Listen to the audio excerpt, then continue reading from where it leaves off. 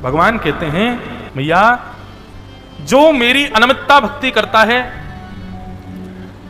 मैं वचन देकर के कह रहा हूं, उस व्यक्ति को अपने जीवन के अंत से पहले, उसकी मृत्यु जब भी होनी होगी उससे पहले पहले वह मेरा साक्षात दर्शन भी करेगा, वो मेरा साक्षात स्पर्श भी करेगा, वो मेरे साथ साक्षात कुछ क्षण के लिए लीला भी करेगा। उसको मैं सब कुछ प्रदान कर देता हूं अपना, जो मेरी अनमितता भक्ति करता है, निर्गुण भक्ति करता है, उसको मैं अपना सर्वस्व प्रदान करता हूं। और सबसे बड़ी बात यहां पर भगवान ने यह विश्वास प्रकट करते हुए कह दिया कि उसे मेरा दर्शन निश्चित हो जाता है। इस बात में कोई संशय नहीं, संदेह नहीं कि उसे मेरा दर्शन नहीं होगा। वो कारण रहित भक्ति करने लगे बस।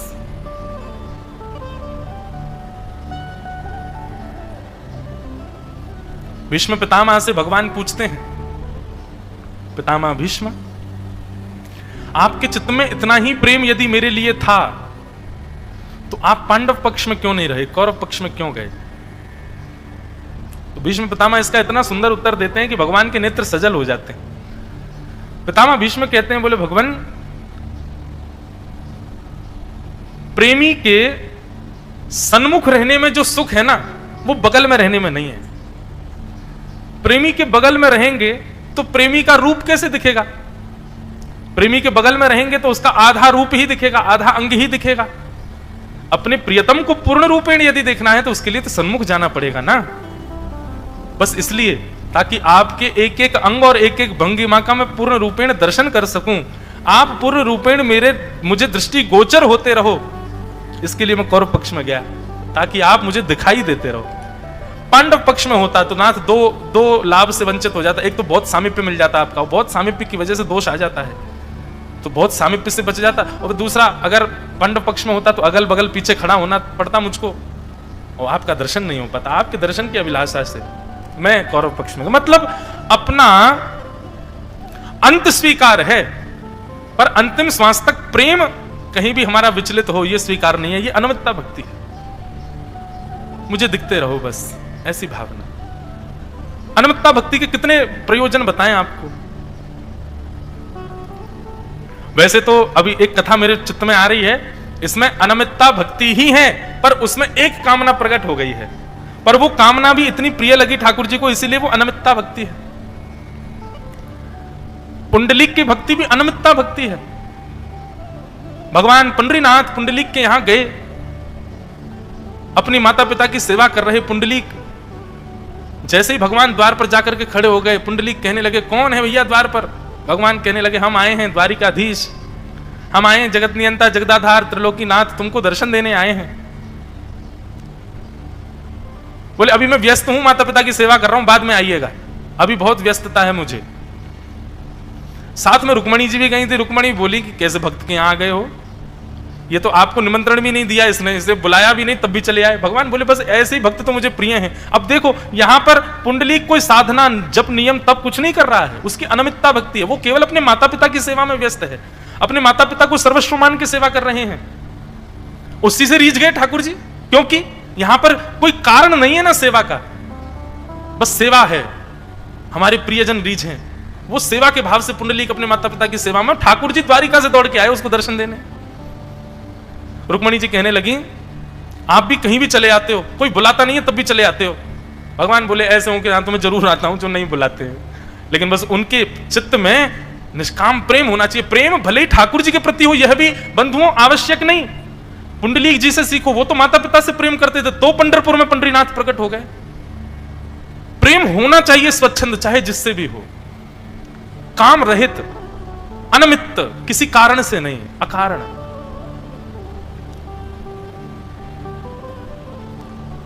रुक्मणी मैया बोली, पुंडलीक त्रिलोकीनाथ आए हैं तुम्हारे द्वार पर। अरे द्वार पर कोई सामान्य व्यक्ति आता, आसन दिया जाता, उसको बैठने के लिए पूछा जाता है, त्रिलोकीनाथ तुम्हारे द्वार पर खड़े हो, तुम उनसे पूछ तक नहीं रहे हो। पुंडलीक कहते हैं, मैंने बुलाया हो तो मैं पूछू ना, मैंने तो बुलाया नहीं इनको, क्यों आ गए यहाँ पे?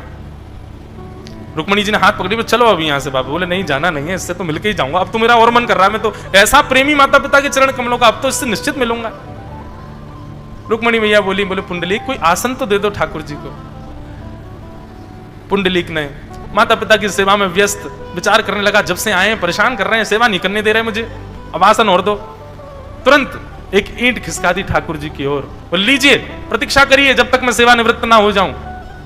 और अपने कमर पर हाथ रखे, श्री पुंडलीक वरदा श्री हरि विठल ज्ञानदेव तुकाराम श्री पंडरीनाथ भगवान की। चंद्रभागा नदी के तट पर, भीमा नदी के तट पर सुंदर एक वीट के ऊपर भगवान प्रतीक्षात्मक मुद्रा में खड़े हो गए पुंडलीक को दर्शन देने के लिए। क्यों? अनमित्ता भक्ति, कारण रहित भक्ति, अकारण भक्ति। और मैं अनमित्ता बार बार नहीं कहूं, कंफ्यूज नहीं हो जाओ कहीं, लेकिन याद हो जाए आपको इसलिए अनमित्ता कह रहा हूं, क्योंकि यहां पर शब्द प्रयोग किया है, कोई निमित्त नहीं है उसमें, बस प्रेम है। उसके लिए ठाकुर जी पंढरपुर में आकर के खड़े हो गए और आज तक खड़े, आज तक प्रतीक्षा कर रहे हैं। एक बार मैंने वहां दर्शन कर रहा था तो वहां पुजारी जी से पूछा मैंने कि देखो, मेरे मन में एक भाव आ जाता है, मैंने कि हमारे ब्रज को लाला ही है बेचारो, खड़ो यहाँ पे हाथ ऐसे कमर पे धर के।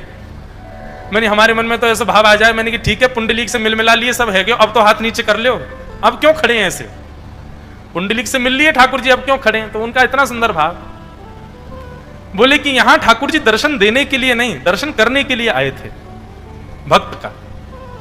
लेकिन अब मंदिर निर्माण हो गया, ठाकुर जी यहां पर व्यवस्थित हो गए। अब दर्शनार्थी जब यहां लाइन में लगा करके आते हैं तो ठाकुर जी को कहीं ना कहीं श्रम होता है चित्त में कि मैं तो दर्शन देने के लिए खड़ा हुआ था, पर उल्टा हो गया, सब दर्शन कर रहे हैं।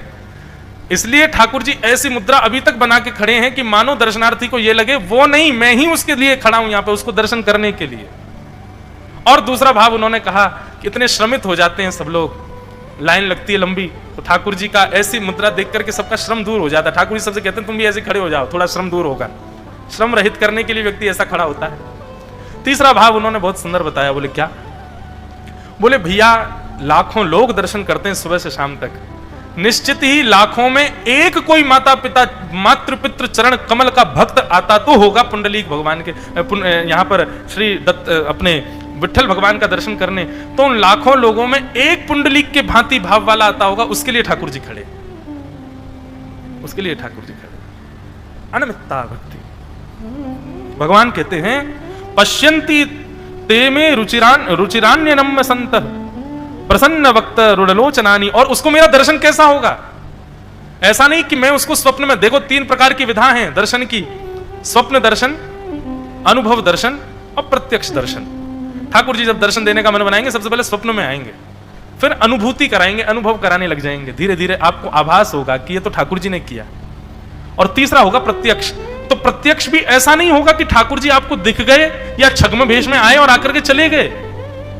यहां पर भगवान कपिल कह रहे हैं मेरा स्वरूप कैसा होगा उसके अनमित्त भक्त के सामने? बोले प्रसन्न वक्त्र रुडलोचनानी, मैं प्रसन्न मुद्रा में आऊंगा और मेरे सुंदर कटाक्ष नेत्र होंगे मैया, मेरे सुंदर मधुर मुस्कान को देख करके उस भक्त का जितनी पीड़ा है वो सब निवृत्त हो जाएगी। रूपाणी दिव्यानी वरप्रदानी, इतना सुंदर रूप धारण करके आता हूं मैं अनमित्त भक्त से मिलने के लिए, और फिर मैं उसको वरदान भी प्रदान करता हूं, जो वो मांगता है मैं उसको निश्चित दे करके जाता हूं। साकम वाचम स्पृहणीयाम वदंती, भगवान वर्णन करते हुए देवभूति माता को कह रहे हैं। और अनमित्त भक्त का एक लक्षण बताते हुए भगवान कपिल कहते हैं कि न कर चिन्मत्परा संत रूपे नक्ष्यन्ति नो मे निमिषो ले निहिति, ये शामहम प्रिय आत्मा सुतश्च सखा गुरु सुहृददेवमिष्टम्। भगवान कहते हैं मैया अनमित्त भक्त जो होता है वो मेरे ही रूप में सबको देख लेता है, वो मुझ में ही मित्र का दर्शन करता है, वो मुझ में ही प्रियतम का दर्शन करता है, वो मुझ में ही गुरु का दर्शन करता है, वो मुझ में ही सर्व रूप व्याप्त जो भी उसका संबंध उसके चित्त में प्रकट हो रहा हो, वो सारे संबंध मुझसे देख करके वो मेरे अलावा किसी को जानता ही नहीं है, बस मुझे पहचानता है, मेरी ही उसकी पहचान है बस।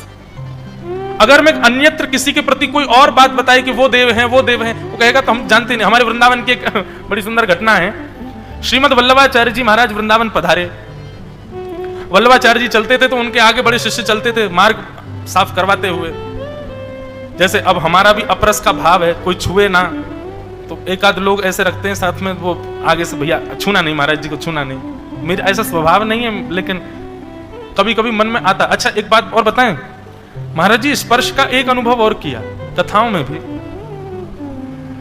1 घंटे बाद आंख खुली है मेरी, क्या हो गया है पता नहीं, और फिर बंद हो जाएगी। कथाओं में भी ऐसा नियम महाराज जी कि जब मैंने अनुभव किया कि अगर कोई स्पर्श कर दे, कक्ष से जब निकला था तब बड़े भाव आ रहे थे मन में, पर किसी व्यक्ति के स्पर्श से सारे भाव नष्ट हो गए।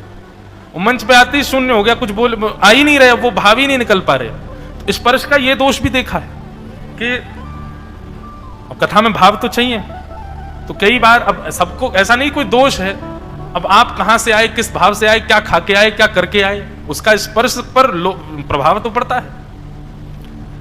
इसीलिए देखो गायत्री जप के लिए लोग बाग ऐसे ही बोल देते हैं गायत्री मंत्र। कई लोग घर में जाओ तो वो बच्चों को बोलेंगे महाराज जी को श्लोक याद करके सुनाओ। कौन सा श्लोक? सबसे पहला बच्चा श्लोक ही गायत्री मंत्र सुनाता है। सुनिए देखिए आके दत्त धाम। गायत्री मंत्र को जपने के लिए त्रिकाल स्नान करना पड़ता है। गायत्री मंत्र को जप करने के लिए सिले हुए वस्त्रों का त्याग करना पड़ता है। गायत्री मंत्र जप करने के लिए आपको अपरस में रहना पड़ता है। इतना संपूर्ण गायत्री का भाष्य है श्रीमद् भागवत। आप श्री गायत्री का ही विस्तार श्रवण कर रहे हैं यहां पर। गायत्री मंत्र साधारण मंत्र नहीं है, वो सामान्य मंत्र नहीं है। उनकी उपासना साक्षात देव की उपासना, साक्षात ठाकुर जी की उपासना के समान है। उसको ऐसे अनायास उठते हुए बोलना, स्पीकर पर बोलना, चिल्ला के बोलना नहीं चाहिए। उसके लिए बड़ी मर्यादाएं हैं। कितनी मर्यादाओं का पालन यहां किया जा रहा है। ऐसे गायत्री को उपासित किया जाता है। तो श्रीमद् वल्लभाचार्य जी महाराज वृंदावन पधारे, उनके आगे लोग बाग चल रहे हटाते हुए, कोई मार्ग दे दो, वल्लभाचार्य जी आ रहे हैं। एक सामान्य सा ब्रजवासी बेचारा अपने खेत में काम कर रहा था, तो सेवकों ने जाकर जल्दी हटो जल्दी हटो, श्रीमद् वल्लभाचार्य जी महाराज आ रहे हैं। तो ब्रजवासी तो हमारे थोड़े अल्लड़ होते ही हैं। तो ब्रजवासी बोले कि कौन है श्री वल्लभाचार्य जी? बोले वल्लभाचार्य जी, तुम वल्लभाचार्य जी को नहीं जानते? अरे श्रीनाथ जी को जिन्होंने प्रकट किया, ऐसे श्रीमद् वल्लभाचार्य जी महाराज भगवान के अनन्य भक्त हैं। अब ब्रजवासी सीधे साधे तो होते ही हैं, लेकिन थोड़े बोल जाते हैं बस। ब्रजवासी बोला तो ठीक है, तो तुम भी बगलते निकल जाओ। क्यों? बोले मैं भी फनन्य भक्त हूं भगवान को। वल्लभाचार्य जी अनन्य है तो मैं भी फनन्य हूं। तो बोले फनन्य क्या होता है? भक्त ने पूछा। तो ब्रजवासी बोलो पहले तुम बताओ अनन्य क्या होता है। उन्होंने कि अनन्य का मतलब होता है जो कृष्ण के अलावा अन्य को ना जानता हो। कृष्ण के अलावा अन्य को ना जानता हो वो अनन्य भक्त। अब तुम बताओ फनन्य भक्त क्या होता है? तो ब्रजवासी बोले कृष्ण के अलावा और भी देवता होते हैं, ये भी जिसको नहीं पता हो वो फनन्य भक्त। आपको कम से कम ये तो पता है कि कृष्ण के अलावा भी देव हैं। हमको तो यही नहीं पता था कि कन्हैया के अलावा भी कोई ठाकुर है। हमें तो यही पता हो कि वल्लभाचार्य जी अपने सिंहासन से बोले सुनो तुम यहीं रहो, हम बगल से निकल जाते, हम फनन्य भक्त हैं। तो यहां पर भगवान कह रहे हैं कि अनमित्ता भक्त का गुण कैसा होता है मैया? वो मेरे अलावा किसी को नहीं जानता।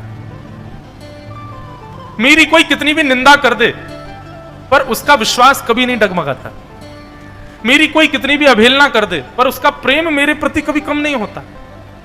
वो अनन्य भाव से केवल और केवल मुझे जानता है, इसी भाव में रहता है मैया। ये अनमित्त भक्त है। आज मानस जी का खूब स्मरण हो रहा कथा में। अभी भरत जी की याद आई, अब लक्ष्मण जी की याद आ रही है। प्रसंग आता है कि जब प्रभु श्री राम वन गमन के लिए तैयार हुए तो लक्ष्मण जी के पास गए और लक्ष्मण जी से जाकर के बोले लक्ष्मण तुमको एक बहुत बड़ा दायित्व देना है मुझको। लक्ष्मण जी बोले बताइए। बोले देखो पिता की आज्ञा हुई है कि मुझे 14 वर्ष के लिए वन में जाना है और भरत को राज्य गद्दी मिलेगी। पूरा वृत्तांत बताया। बोले अब मैं जा रहा हूं वन में, भरत और शत्रुघ्न गए हुए हैं अपनी नानी के यहां, और वहां से कब लौट करके आएंगे क्या होगा कुछ पता नहीं। मेरे जाते ही अयोध्या की स्थिति बड़ी भयावह हो जाएगी। पिताजी को संभालना, तीनों माताओं को संभालना, पूरी अयोध्या को संभालना। पिताजी स्वयं अभी बड़े व्याकुल हुए हैं, वे अभी भी फर्श पर ही लेटे हैं, हाँ राम कह रहे हैं, लेकिन मुझे तो आज्ञा उनकी माननी है। एक बार आज्ञा हो गई तो मुझे पालन तो करना पड़ेगा। इसलिए लक्ष्मण मैं तुमको दायित्व देकर के जा रहा हूं। माताजी, पिताजी, पूरा परिवार एवं पूरा अयोध्या, इसका दायित्व तुम्हारा है, तुम संभालना। और वहां पर एक राजा का धर्म क्या होता है लखन जी को वो समझाते हैं और लक्ष्मण जी से कहते हैं, बोले कि यदि कोई अपने राज धर्म का निर्वहन नहीं करता लक्ष्मण, तो उसको नरक जाना पड़ता है, उसको देवता भी स्वीकार नहीं करते। नरक कौन कौन लोग जाते हैं उनके बारे में बताया। उसमें एक धर्म यह भी बताया, जो राजा होते हुए भी अपनी प्रजा का पालन ना करे, जो राजवंश का होते हुए भी अपने कुल मर्यादा और राजवंश का पालन ना करे, उसको नरक जाना पड़ता है। इसलिए लक्ष्मण, तुम मेरी बात मानोगे, मुझे ऐसा विश्वास है। इसलिए माताजी, पिताजी और पूरी अयोध्या का ध्यान का दायित्व मैं तुमको देके जाता हूं, सबका ध्यान रखना, और मैं जा रहा हूं। लक्ष्मण जी कुछ नहीं बोले, लेकिन जैसे ही श्री ठाकुर जी की वार्ता पूर्ण हुई, लक्ष्मण जी कहते हैं, बोले भगवान एक बात बताओ, यदि कोई व्यक्ति किसी देव का उपासक हो और उस देव की प्रतिमा यदि स्थानांतरित करके कहीं और विराजमान की जा रही हो, लेकिन वो भक्त से कह दिया जाए कि नहीं, तुम हमेशा इसी मंदिर में आते थे, तुम यहीं आओ, मूर्ति वहां विराजी रहेगी, तुम वहां मत आना, तुम तो यहीं आओ, क्या ऐसा संभव है? राम जी बोले बिल्कुल नहीं। बोले मूर्ति जहां विराजमान हो गई, अब वो नवीन मंदिर है, वहीं सारे देव, वहीं सारी मायाएं और वहीं सारे भाव विद्यमान हैं, वहीं जाना चाहिए। बोले ठीक वैसे ही मेरे लिए देव आप हो, मैं किसी भगवान को नहीं जानता। आपने अभी यम यातनाओं के बारे में बताया, मैं यमराज को भी नहीं जानता। आपने स्वर्ग के बारे में बताया, मैं इंद्र को भी नहीं जानता। आपने अन्य अन्य भाव बताए, राजा के धर्म क्या होते हैं, प्रजा का पालन करना, माता पिता क्या, सही पूछें, मेरे लिए माता पिता भी आप हो, मुझे मां का दर्शन भी आप में होता है, पिता का दर्शन भी आप में होता है, भाई का दर्शन भी आप में होता है। मैं कहां तक कहूं, जितने भी प्रिय संबंध मेरे समीप के हैं, मुझे सब आप में दिखते हैं, और आपके बिना किसी में मुझे कोई भाव दर्शन नहीं होता। मैं यमराज भी आपको मानता हूं, मैं इंद्र भी आपको मानता हूं, मैं परब्रह्म भी आपको मानता हूं, मैं माता पिता राजा जो संबंध कहो, मैं सब केवल आपको मानता हूं, आपके अलावा मैं किसी को नहीं जानता। अब बताइए मैं कैसे अपने धर्म का निर्वहन करूं? आप तो चले जाएंगे वन में, मैं कैसे निर्वहन करूं? मेरा तो देव चला गया, मेरे तो माता पिता चले गए, मेरी तो प्रजा चली गई, मेरे तो परब्रह्म चले गए, मैं कैसे रक्षा करूं? और रही बात, आपने मुझे आज्ञा दी है कि माता पिता और पूरी अयोध्या आदि सबकी रक्षा करने का दायित्व तुम्हारा लक्ष्मण, तो मेरे लिए सब आप हो, मैं सेवा करूंगा, संग रहूंगा आपके, एक क्षण के लिए भी आपसे दूर नहीं जाऊंगा, आपके वियोग में नहीं रह सकता। राम जी नहीं माने, बोले नहीं लक्ष्मण ये सब बातें तुम्हारी ठीक है, इसको, लेकिन यहां लक्ष्मण जी का भाव देखो ना, यह है अनमितता जो भगवान यहां कह रहे हैं। बोले सखा गुरु सुहृदो देवमिष्टम, उस सबको मुझ में ही देखता है, मेरे परे किसी को नहीं जानता वो। लेकिन लक्ष्मण जी थोड़े ज्यादा दृढ़ हैं इस भाव के प्रति। लक्ष्मण जी कह रहे हैं मैं नहीं रह सकता भगवान, आप जहां जाएंगे मैं तो वहीं रहूंगा, मेरे लिए सर्वस्व आप हो। और यदि आप मुझे ये ताना कह करके जाएं कि तुम बड़े भाई की आज्ञा का पालन नहीं कर रहे हो, तो भगवान एक मेरे शंका का समाधान और कीजिए, ये आज्ञा पालन करना किसका धर्म होता है, आत्मा का कि शरीर का? भगवान बोले आत्मा तो परम शुद्ध है, चैतन्य है, उसको कौन कोई आज्ञा कर सकता है? आज्ञा पालन करना तो शरीर का धर्म है लक्ष्मण। तो ठीक है भगवान, आप मेरे कक्ष से एक पैर बाहर रखिए, और आपके चरण बाहर रखते ही मेरे प्राण भी आपके साथ जाएंगे। तन को आज्ञा लगी ना आपकी कि उसको अयोध्या में रहना है, तन पूरी आज्ञा का पालन करेगा, एक क्षण के लिए भी अयोध्या से दूर नहीं जाएगा, शरीर मेरा अयोध्या में ही रहेगा। लेकिन आप अयोध्या से मुझे नहीं लेकर के गए तो प्राण मेरे आपके साथ चले जाएंगे। ये अनमितता भक्ति। भगवान कहते हैं मैया जब ऐसी भक्ति मेरी कोई करता है, उसका कोई कारण नहीं है, वो अकारण मेरे लिए बना है, बस उसको यह भी भाव नहीं है कि मुझे आप प्रसन्न रखो नाथ, नहीं, जैसे राखो तैसे रहूं, बस मेरे संग रहो। ये अनमितता भक्ति है, और ऐसी भक्ति आप कर सकती हो, ऐसी भक्ति मुझे बड़ी प्रिय है, और ऐसी भक्ति करने वाले को मैं निर्वाण पद प्रदान करता हूं। ऐसी भक्ति करने वाले को मैं उसकी जीवित अवस्था में निश्चित दर्शन प्रदान करता हूं, और मेरा दर्शन भी सामान्य नहीं होता, प्रसन्न हासा, प्रसन्न मुद्रा में मेरा दर्शन होगा, मेरे अद्भुत स्वरूप धारण करके आता हूं। ऐसी अनमितता भक्ति करो तब मेरी प्राप्ति होगी। और इस अनमितता भक्ति करने वाले के और भाव बताते हुए भगवान कहते हैं कि विसज्य सर्वानयांश्च, कि विसज्य सर्वानन्यांश्च मामेवं विश्वतो मुखम भजन्त्यनन्य भक्त्या तन्मृत्योरतिपारे।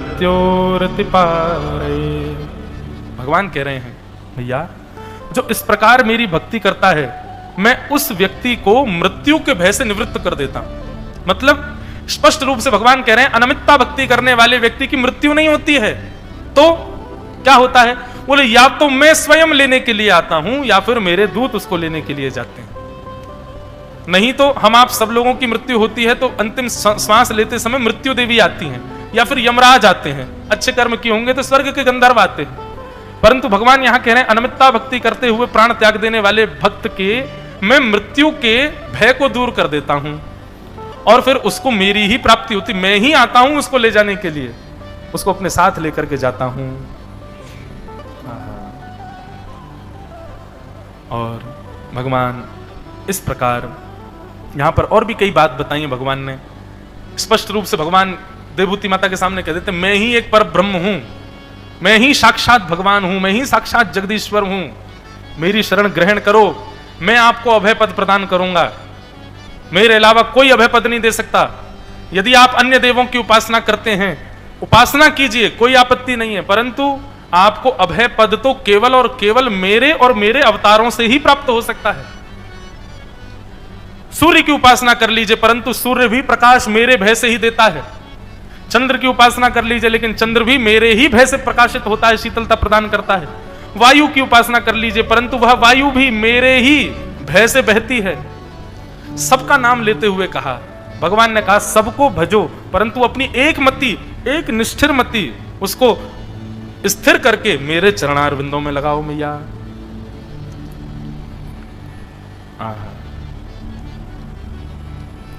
कि मद्भयाद्वाति वातोऽयं सूर्यस्तपति मद्भयात् वर्षतीन्द्रो दहत्यग्न मृत्युश्चरति मद्भयात्। सब मुझसे भयभीत होकर के कर्म कर रहे हैं, इसलिए अन्य देवताओं की उपासना करो, परंतु अपनी एक चित्तवृत्ति तो मुझ में लगाओ। एक दिन पंचपदी में मैंने एक पद गाया था, उस पद में यही बात है, बहुत सुंदर। नंद भवन को भूषण माई, नंद भवन को भूषण माई, नंद भवन को भूषण माई, नंद भवन को भूषण माई। यशोदा को लाल वीर हल धर को, यशोदा को लाल वीर हल धर को, यशोदा को लाल वीर हल धर को, यशोदा को लाल वीर हल धर को। श्री राधा रमण परम सुखदाई, नंद भवन को भूषण माई, नंद भवन को भूषण माई, नंद भवन को भूषण माई। यहां जो भगवान कह रहे हैं, मत भयात याति वातो यम सूर्यस्तपति मत भयात वर्षतीन्द्रो दहत्याग्नि मृत्युश्च रति मत भयात। सब मेरे भय से ही भयभीत होकर के क्रिया कर रहे हैं, देवता जितने भी हैं। और इस पद में श्री नंददास जी भी वही बात कह रहे हैं। इंद्र को इंद्र देव देवन को, इंद्र को इंद्र देव देवन को, ब्रह्म को ब्रह्म महाबलदाई, नंद भवन को भूषण माई, नंद भवन को भूषण माई, नंद भवन को भूषण माई। लोग कहते हैं काल से कह दो हमारे साथ महाकाल है, पर महाकाल को भी जो कालातीत लगते हैं, महाकाल को भी जो अपने हृदय पर अति प्रिय लगते हैं, वो हमारे वृंदावन के श्री राधा वल्लभ लाल हैं। उस दिन मुझे इतनी प्रसन्नता हुई। प्रथम दिन जब मैं आया तो नासिक गया, श्री त्र्यंबकेश्वर भगवान को प्रणाम करके आज्ञा लेने के लिए मास कथा की, क्योंकि उसके बाद यहाँ से बाहर नहीं जा सकता। तो वहां के सब पुजारियों ने और सब लोग मुझे ले गए गर्भगृह में, और महाराज जी इतना सुख मिला। मैं कथाओं में कहा करता हूँ कि महादेव के मंदिर में कहीं भी जाओ, ओम नमः शिवाय करो, शिव महिम्न स्तोत्र का पाठ करो, जो तुमको प्रिय लगे वो करो, पर निकलते निकलते एक बार कह दिया करो श्री राधा वल्लभ लाल की जय। क्यों? हमारे वृंदावन के श्री राधा वल्लभ लाल जी ये महादेव के निज ठाकुर जी हैं। जैसे हमारे घर में सेवा के ठाकुर जी हैं, वैसे ही महादेव की सेवा के, जैसे आपके सेवा के श्री दत्त भगवान हैं, मेरी सेवा के गिरधर लाल हैं, वैसे ही महादेव की निज सेवा के ठाकुर जी श्री राधा वल्लभ जी हैं, जो वृंदावन में विराजते हैं। तो जैसे ही मैं महादेव का दर्शन करने गया, गर्भगृह में जाती सब पुजारी एक स्वर में बोले बोलो राधा वल्लभ लाल की। इतना हृदय प्रसन्न हुआ, इतना सुख मिला।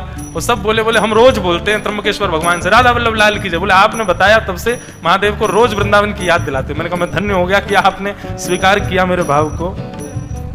तो काल से कहो कि महाकाल है हमारे साथ, पर महाकाल को भी बता दो कि कृष्ण है हमारे साथ, तो महाकाल भी गले में गलवैया डाल देंगे। बोले ओहो कन्हैया बैठो भीतर।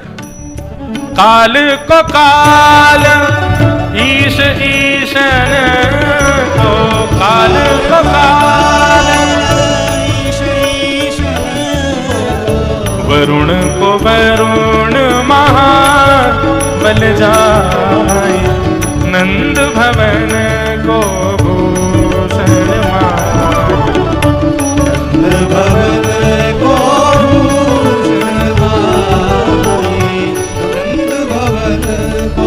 और देखो अगली पंक्ति में नंददास जी ने भाव पुष्ट भी कर दिया। अगली पंक्ति में नंददास जी क्या कह रहे हैं, जो अभी मैं कह रहा था।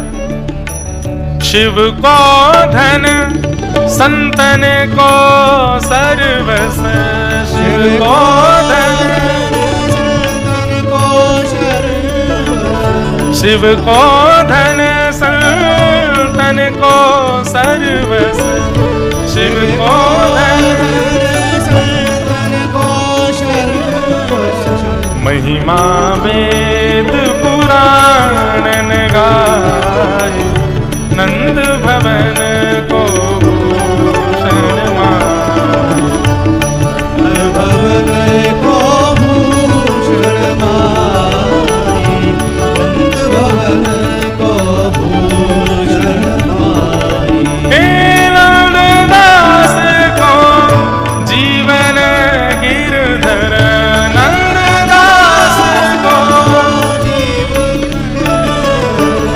नंददास को जीवन गिरधर, नंददास को जीवन गिरधर, गोकुल मंडल कुंवर कन्हाय, नंद भवन को भूषण माय, नंद भवन को भूषण माय, नंद भवन को, नंद भवन को भूषण माय, नंद भवन को, नंद भवन को।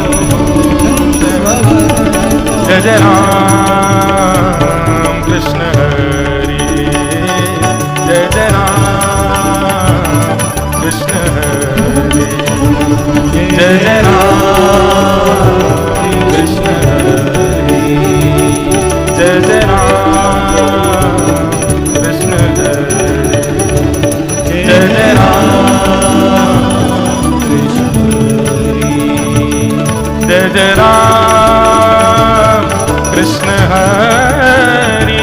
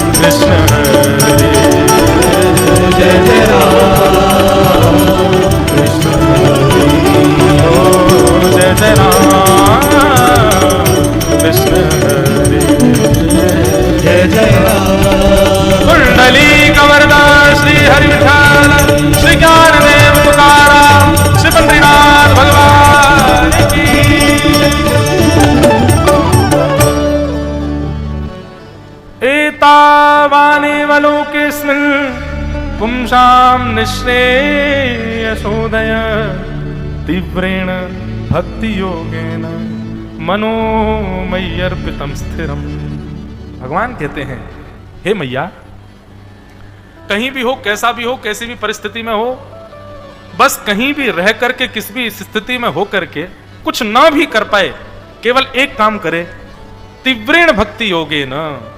वही जो भक्ति अभी तक हम सुनते आ रहे थे, अनमित्ता भक्ति, उसी को भगवान अब एक और नाम दे रहे हैं, तीव्रेण भक्ति योगेन। जैसे तीव्रेण भक्ति का मतलब क्या होता है? व्याकुल युक्त भक्ति। भूख लगी है महाराज, रसोई कहां है, जल्दी पहुंचाओ, हमको भोजन करना है।